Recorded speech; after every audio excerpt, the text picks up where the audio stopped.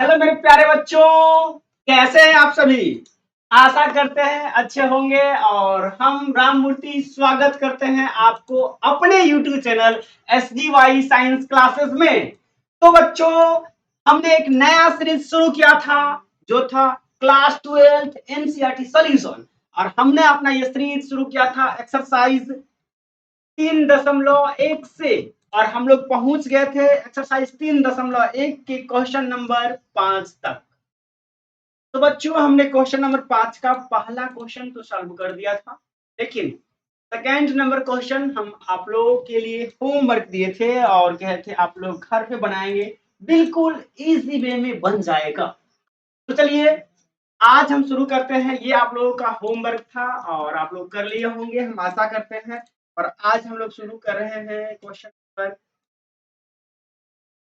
कहाँ से शुरू करेंगे? क्वेश्चन नंबर 6 करेंगे और आगे की तरफ बढ़ेंगे तो हम इसे ले जाते हैं नोट पैड में पहले, और वहां बनाएंगे, वहां करेंगे इसका सॉल्यूशन। चलिए, आ गया, अच्छा आ गया, देखिए जो आ गया, ये आ गया नोट पैड। चलिए, ये है अपना क्वेश्चन नंबर 6। ये थोड़ा नीचे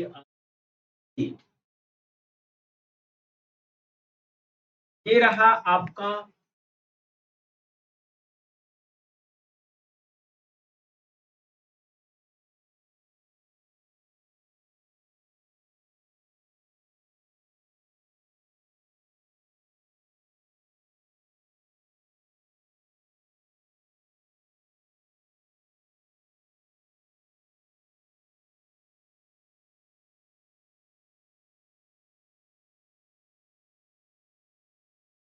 ये रहा प्रश्न।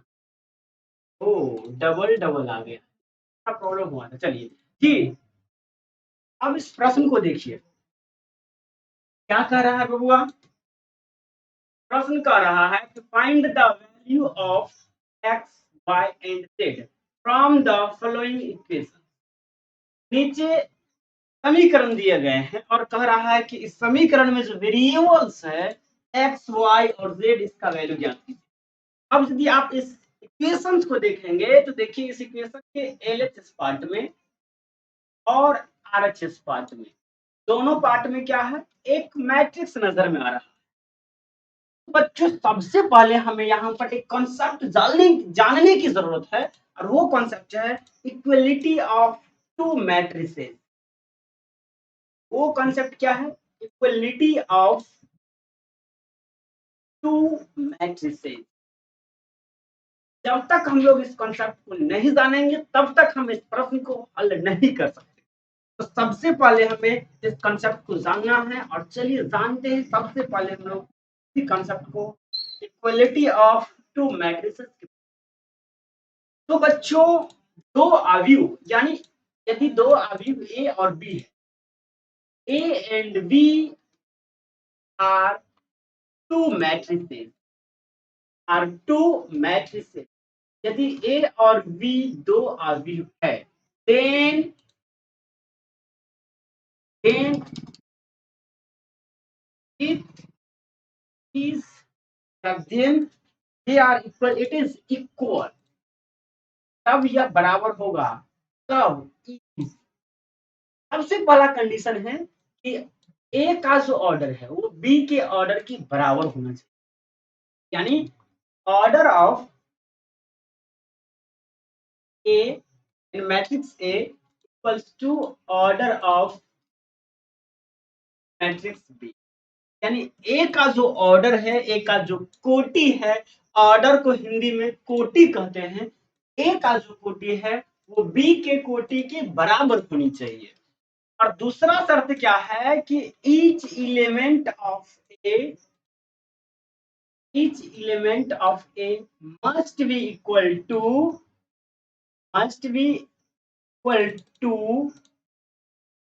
the corresponding element of,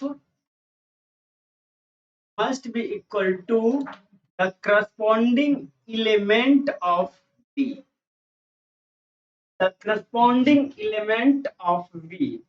ए के सभी एलिमेंट बी के संगत एलिमेंट के बराबर होनी चाहिए। अब आप कहिएगा सर ये तो हम समझ गए कि जैसे ए का कोटि अगर 2/2 है तो बी का कोटि भी 2/2 होनी चाहिए।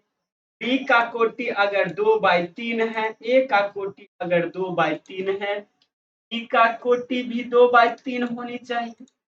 ये बात तो समझ में आई सर, लेकिन आप जो बोल रहे हैं ये करस्पॉन्डिंग एलिमेंट, ये वाली बात मुझे नहीं समझ में आई।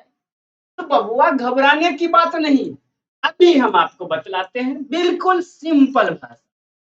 तो चलिए अब आपको हम सेकेंड कॉन्सेप्ट की तरफ ले चलिए। अब मान लेते हैं यहाँ पर कि एक मैट्रिक्स है ए बी डी, ये 4 इनके एलिमेंट हुए, और एक दूसरा मैट्रिक्स भी है, इनमें एलिमेंट है D F C H sorry E F G. अब देखिए इसके ऑर्डर की बात किया जाए तो ये भी 2/2 का है और ये भी क्या है 2/2 ऑर्डर का है। आप कहिएगा कैसे, तो इसके बारे में हमने अपने पिछले वीडियो में बतलाया था। इसमें रो की संख्या 2 है और कॉलम की संख्या भी 2 है।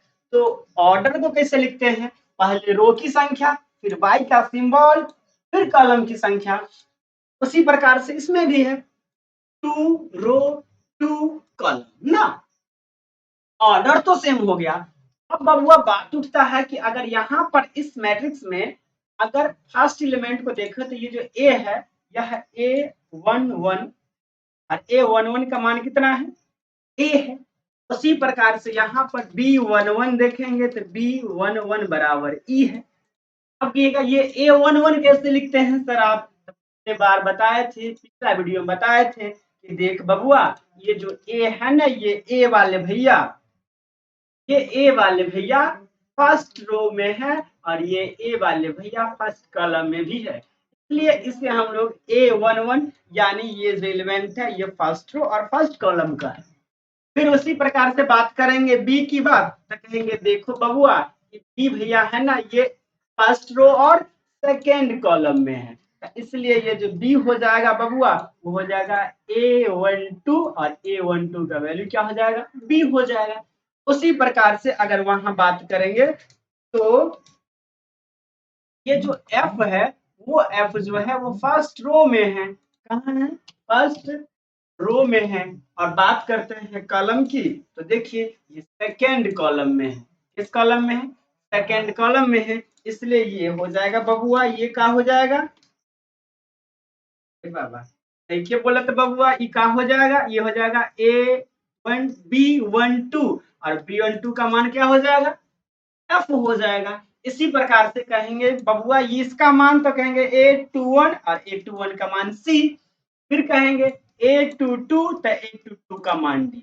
समझ रहे हैं मेरी बात को जी। इसमें देखिए इसमें कहेंगे A21 तो A21 का मान जी, और इसमें कहेंगे सॉरी सॉरी बबुआ सॉरी, ये हो जाएगा B21 का मान क्या हो जाएगा सी, और उस प्रकार से B22 का वैल्यू कहेंगे तो B22 का वैल्यू हो जाएगा AH। अब देखिए अगर यहाँ पर A11 अगर B11 के बराबर हो जाए, A12 B12 के बराबर हो जाए, A21 B21 के बराबर हो जाए और A2 अगर ऐसा हो जाए तो बच्चों सबसे पहले क्या था इसका ऑर्डर तो बराबर था। अब ये जो है इसके करस्पॉन्डिंग एलिमेंट भी बराबर हो गए हैं, और इस केस में यहाँ पर ये मैट्रिक्स ए और ये मैट्रिक्स बी इक्वल कहलाएंगे, यानी ये दोनों इक्वल होंगे ना। तो आपको तो अब समझ में आ गई होगी। तो चलिए इसी कॉन्सेप्ट से हम लोग सॉल्व करते हैं अपने क्वेश्चन।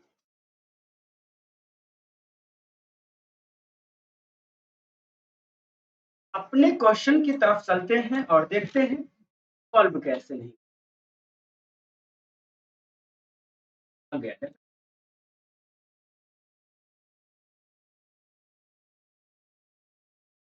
ऐसे हटा देते हैं, ये हट गया। अब चलिए थोड़ा इसको और ऊपर ले लेते हैं,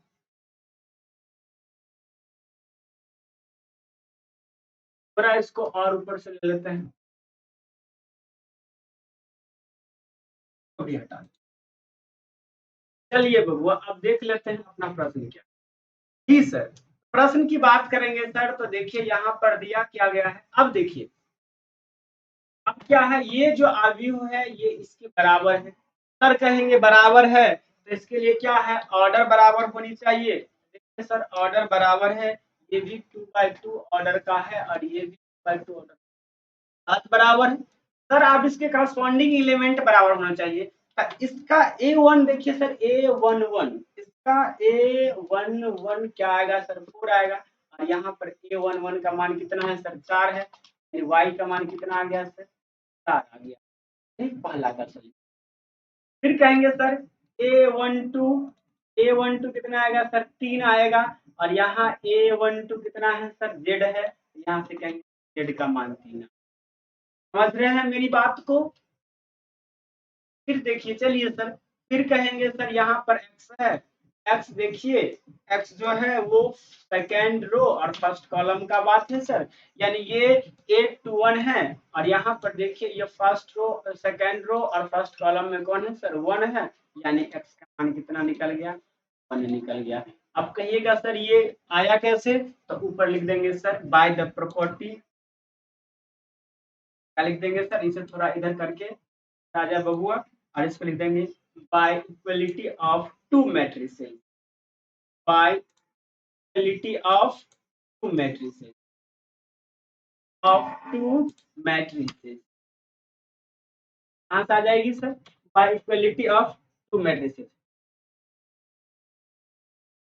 bye equality of to matrices. चलिए सर आप सेकेंड नंबर प्रश्न की बात करते हैं। सेकेंड नंबर प्रश्न में क्या हो जाएगी सर, तो कहेंगे x प्लस वाई का मान कितना हो जाएगा 6, x प्लस वाई का मान आ गया सर 6, एक समीकरण बन गया। फिर कहेंगे सर 5 प्लस जेड का मान कितना आ जाएगा 5, तो कहेंगे 5 प्लस जेड का मान आ गया सर 5। यहाँ सिंप्लाइज करेंगे तो बोलिए जेड का मान क्या आ जाएगा सर, यहाँ से आ जाएगा सर जेड बराबर 5 माइनस 5, और ये आ जाएगा सर जेड बराबर 0 के बराबर आ जाएगा। समझ रहे। फिर कहेंगे सर x इंटू वाई बराबर क्या हो जाएगा 8 हो जाएगा। अब देखिए अब बच क्या गया, यहाँ पर बच गया सर x प्लस वाई बराबर 6 समीकरण 1, और x इंटू वाई बराबर x into Y equals to 8 समीकरण 2। अब सर करेंगे क्या, समीकरण 1 और 2 को सॉल्व कर देंगे, और समीकरण 1 और 2 को सॉल्व करके x और y का वैल्यू ज्ञात कर लेंगे, और z का वैल्यू पहले से पता है। चलिए सर तो हम लोग शुरू करते हैं x और y का मान निकालना।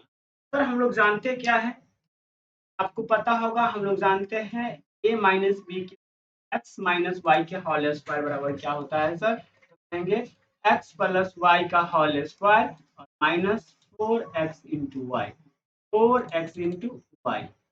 अब यहाँ से क्या करेंगे सर, तो कहेंगे x माइनस वाई का होल स्क्वायर बराबर, अब देखिए x प्लस वाई का होल स्क्वायर, तो x प्लस वाई का वैल्यू 6 है, तो यहाँ पर 6 का स्क्वायर और माइनस 4 इंटू 8 क्या हो जाएगा, यहाँ से क्या आ जाएगा, तो कहेंगे यहाँ से आ जाएगा x माइनस वाई के होल स्क्वायर बराबर आ जाएगा 100 को 6 से गुना करेंगे 36, और 8 8 चौक 32, यानी x माइनस वाई का होल स्क्वायर बराबर आ गया 4, यानी therefore x माइनस वाई का वैल्यू कितना आ जाएगा 2 आ जाएगा। इसको समीकरण आराम से 3 मान सकते।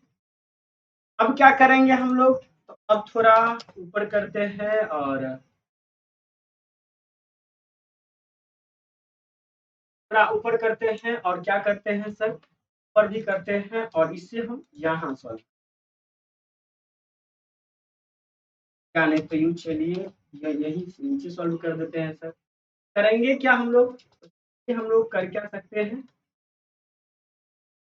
समीकरण ये यहाँ पर 1 है और 3 है, तो सर 1 और 3 को क्या करते हैं सर ऐड कर देते हैं, समीकरण 1 समीकरण फर्स्ट प्लस समीकरण थर्ड ना, क्या हो जाएगा sir x plus Y equals to 6, और यहाँ से क्या जाएगा x minus Y equals to 2, जब जोड़ेंगे तो ये कट जाएगा और यहाँ से आ जाएगा 2x बराबर 8, यानी यहाँ से इम्प्लाइज करेंगे तो क्या आ जाएगा, 2x का मान अगर 8 के बराबर है तो x का मान आ जाएगा 4। x का मान अगर 4 निकल गया तो फ्रॉम इक्वेशन फर्स्ट क्या आ जाएगा, तो कहेंगे इक्वेशन फर्स्ट से क्या आ जाएगा, फर्स्ट से क्या आ जाएगा बउआ, कहेंगे फ्रॉम इक्वेशन फर्स्ट, यहाँ से क्या कहेंगे y बराबर क्या आ जाएगा 6 - 4, देयरफॉर y का मान क्या आ गया 2, यानी x का मान 4, y का मान 2, का मान 0, इस प्रकार से आ जाएगा। तो जल्दी से आप 1 सेकंड में इसे स्क्रीनशॉट लेंगे, मैं यू गया और यू आया।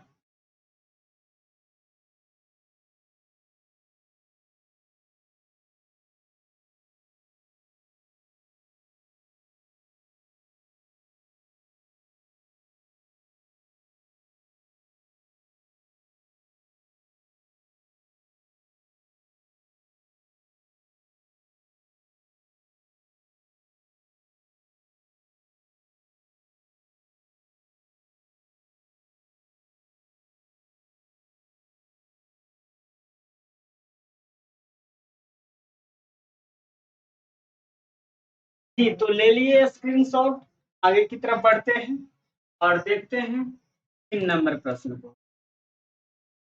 नंबर प्रश्न को देखते हैं, अरे तू कहाँ भाग रहा है बबुआ?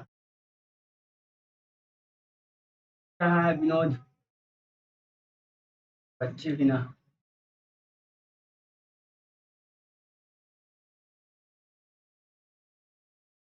अरे बाबा भाग गया रे, भाग गया रे।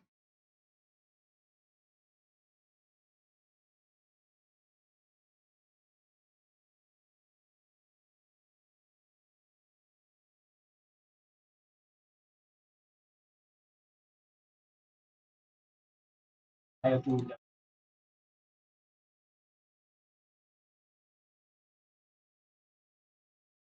चलियो, रुकिए सर, क्या हो जाए। जी सर, तो आप 15 नंबर प्रश्न को देखेंगे, अब अपना प्रश्न होगा ये वाला ना। यहाँ फिर देखेंगे सर तो कहेंगे x plus Y plus Z का मान 9, यहाँ से कहेंगे प्लस वाई प्लस जेड बराबर 9, फिर क्या कहेंगे सर x प्लस जेड बराबर 5 और y प्लस जेड बराबर, करना कुछ नहीं है, इसे समीकरण 1 मान लीजिए, इसे 2 मान लीजिए, इसे 3 मान लीजिए, और करिए क्या आप, समीकरण 1 में से 2 को घटा दीजिए। समीकरण 1 में से 2 को घटाइएगा तो x से x कट जाएगा, z से z कट जाएगा, y का वैल्यू निकल जाएगा। फिर समीकरण 1 में से समीकरण 3 को घटा दीजिए, y से y कट जाएगा, z से z कट जाएगा, x का वैल्यू निकल जाएगा। यहाँ पर x का वैल्यू रख दीजिए समीकरण 2 में, z का मान निकल गया, क्या निकल गया। तो चलिए सर हम वही काम करते हैं, वही काम करेंगे, कोई बड़ी बात नहीं करेंगे। सबसे पहले करेंगे equation, equation first minus equation से क्या हो जाएगा sir, x plus Y plus Z equals to 0 और x plus Z equals to, subtract कर रहे हैं, घटा रहे हैं, साइन चेंज हो जाएगा, साइन चेंज हो जाएगा, x से x कट गया और z से z कट गया, यहाँ पर बच गया y का वैल्यू, 9 में से 5 गया 4 बच गया। फिर क्या करेंगे, फिर क्या करेंगे, इस 4 का वैल्यू, y का वैल्यू समीकरण 3 से भी रख देंगे तो निकल जाएगा, तो कहेंगे from equation third, from equation third क्या आ जाएगा, तो कहेंगे z बराबर 7 माइनस वाई, और ये क्या आ जाएगा 7 माइनस 4 बराबर 3। z का मान भी इस प्रकार से 3 निकल गया, और z का मान इक्वेशन सेकेंड में रख दीजिए, तो x का मान निकल जाएगा from equation second, from second क्या निकल जाएगा, तो कहेंगे x बराबर 5 माइनस जेड और 5 माइनस 3, यानी x का वैल्यू कितना निकल गया 2, हेंस यानी अतः क्या निकल गया, तो x का वैल्यू 2 निकल गया, y का वैल्यू 4 निकल गया, और z का वैल्यू आया था रे विनोद। हाँ, 3 आया था ना, RCM मान निकल गया, एक्स वाई और जेड का वैल्यू निकल गया। देख रहे हैं इतना इजी वे में निकल गया। और अपना कॉन्सेप्ट क्या था बच्चों? Equality of two matrix. क्या था? Equality of two matrix. तो चलिए 6 नंबर क्वेश्चन खत्म हुआ। अब हम लोग एक मिनट में स्क्रीनशॉट लेंगे, हम थोड़ा साइड होते हैं।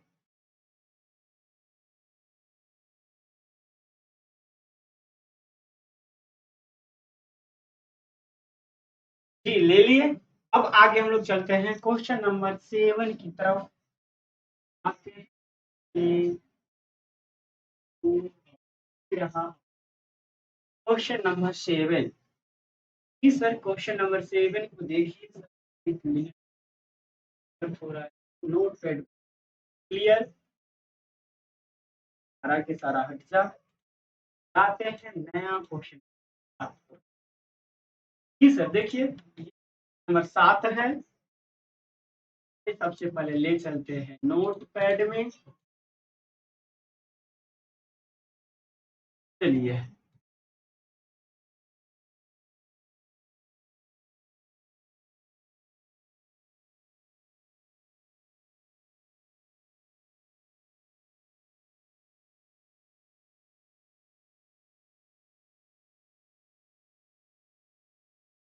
चलिए, ये रहा आपका क्वेश्चन।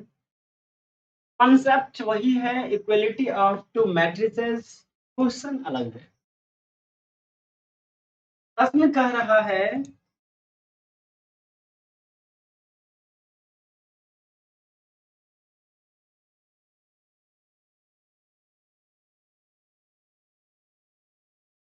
प्रश्न कह रहा है find the value of A B, sorry, find the value of A B and D from the equation. यहाँ पर देखिए फिर से वही पुरानी ही बात, एलएचएस में भी मैट्रिक्स, आरएचएस में। और कॉन्सेप्ट यूज क्या करेंगे? Equality of two matrix. आप देखेंगे तो ऑर्डर इसमें पहले से बराबर होगा। ये भी देखिए, ये भी है 2/2 का, ये भी है, यानी ऑर्डर पहले से बराबर है। करना क्या है? सिंपली तो करेंगे क्या, करस्पॉन्डिंग एलिमेंट को बराबर करेंगे। लिखेंगे by the equality of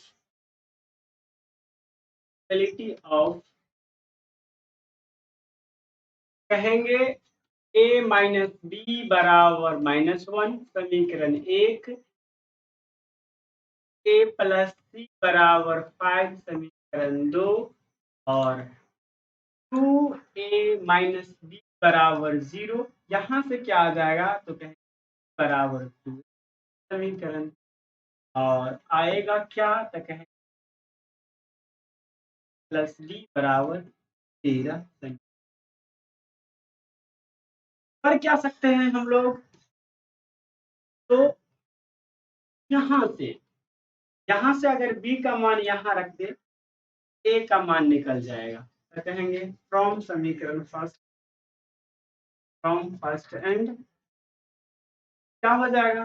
simply यहाँ से b का मान लीजिए और इसमें रख दीजिए, तो क्या आ जाएगा? a माइनस बी की जगह पर 2a, तो -2a बराबर -1।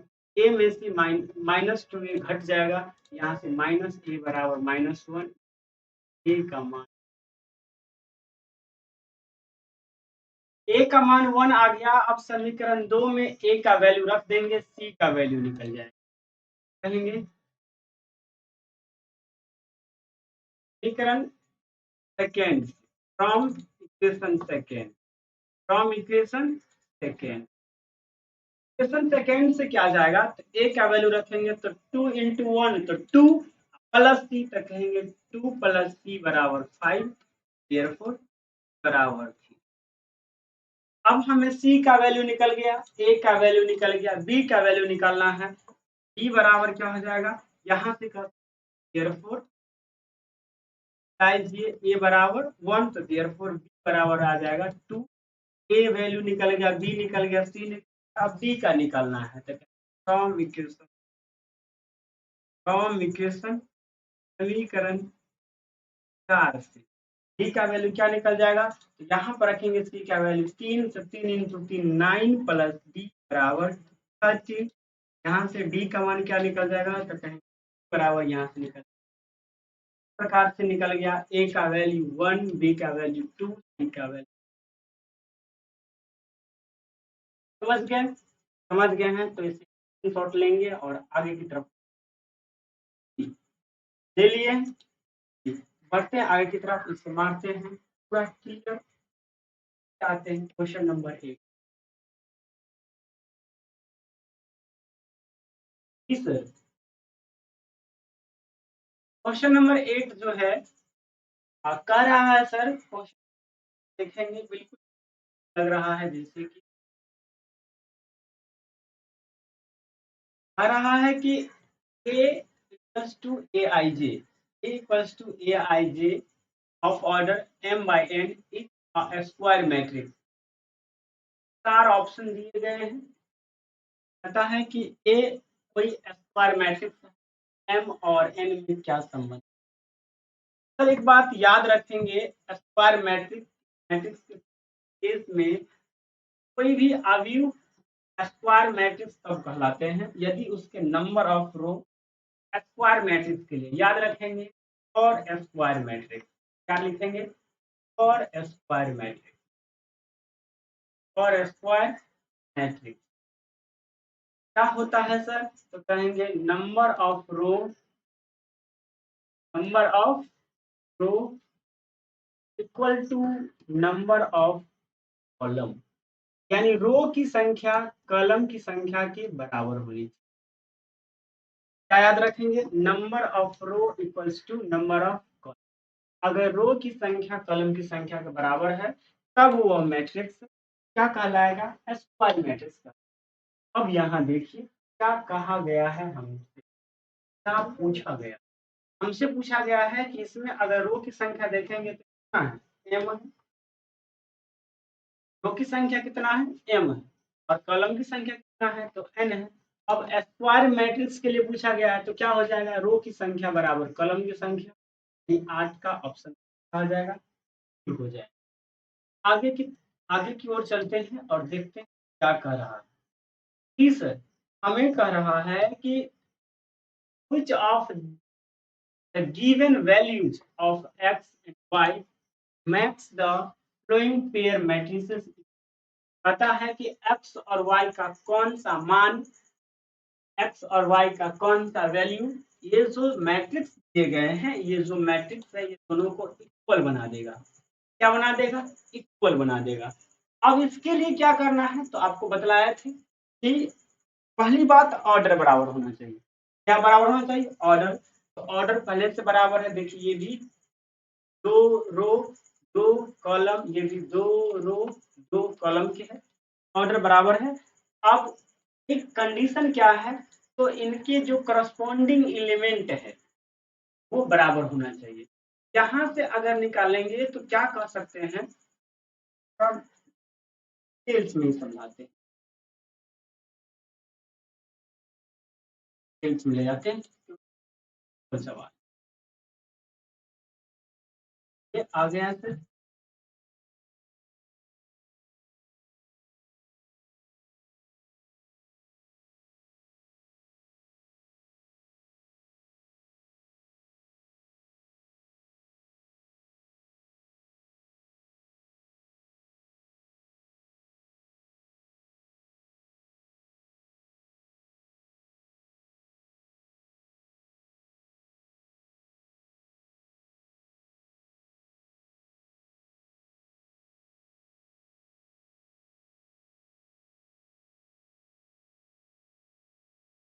जी सर, यहाँ से क्या कहेंगे कि का जो करस्पॉन्डिंग है वो 0 है, कहेंगे सर यहाँ से +7 इक्वल्स, यहाँ से अगर x का वैल्यू निकालेंगे तो कहेंगे x बराबर -7 या सॉरी 3x बराबर -7 का मान निकल जाएगा -7/3, -7/3। तो x का वैल्यू क्या निकल गया, -7/3। देखिए वैल्यू है ही x का वैल्यू -7, यहाँ है -1 है, और यहाँ -2/3 है, -1/3। अभी तक तो नहीं आया, y का मान निकाल के देखते हैं। y का मान यहाँ से क्या आ जाएगा, तो कहेंगे y-2 बराबर 5, तो यहाँ क्या निकल जाएगा, y बराबर 3। यहाँ से देखते हैं, यहाँ से क्या निकल जाएगा, तो कहेंगे y + 7, y + 1 बराबर 8, यहाँ से निकल y बराबर 3। फिर सर अगर यहाँ से देखें तो कहेंगे 2 - 3x बराबर 4, यहाँ से कहेंगे -3 बराबर -1, -3 बराबर -3 बराबर क्या हो जाएगा, 1 मिनट, यह है -3 बराबर हो जाएगा -4 - 2 यानी 2। यहाँ से x का वैल्यू निकल जाएगा -2/3। देखिए यहाँ पर x का वैल्यू निकला है -7/3 और यहाँ पर x का वैल्यू क्या निकला है -2/3, यानी यहाँ पर x का वैल्यू बदल गया है, जो कि पूरे समीकरण में x का वैल्यू सेम रहना चाहिए। इसका मतलब है कि इसका कोई पॉसिबल वैल्यू नहीं ज्ञात किया जा सकता। 9 का सही आंसर जो होगा डी। क्या हो जाएगा, डी। चलिए इसको आप एक बार स्क्रीनशॉट ले लेंगे, हम लोग आगे की तरफ बढ़ेंगे। ले लिए जी, चलिए तो आगे बढ़ते हैं।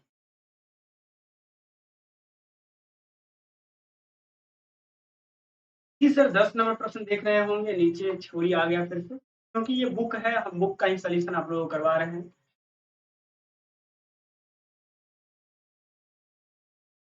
10 नंबर प्रश्न है और देख लीजिए। The number of the all possible matrix by 3 each each each each entire यानी एलिमेंट 0 और 1 इज, मतलब 0 और 1 का प्रयोग करके आप 3/3 के कितने अवयव बना सकते हैं। 0 और यानी 2 एलिमेंट, यूँ समझिए किसी भी 2 एलिमेंट का प्रयोग करके आप 3/3 ऑर्डर का कितने एलिमेंट बना सकते हैं। तो इसका सही आंसर हो जाएगा 27। सॉरी, सही आंसर हो जाएगा 512 आ जाएगा 512, यानी कि इसका सही आंसर हो जाएगा।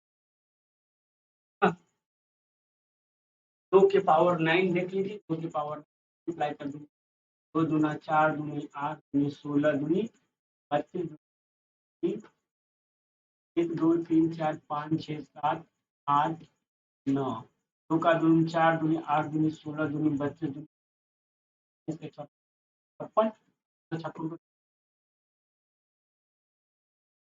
दोस्तों यानी इस प्रकार से हम लोग एक्सरसाइज 3.1 को खत्म किया।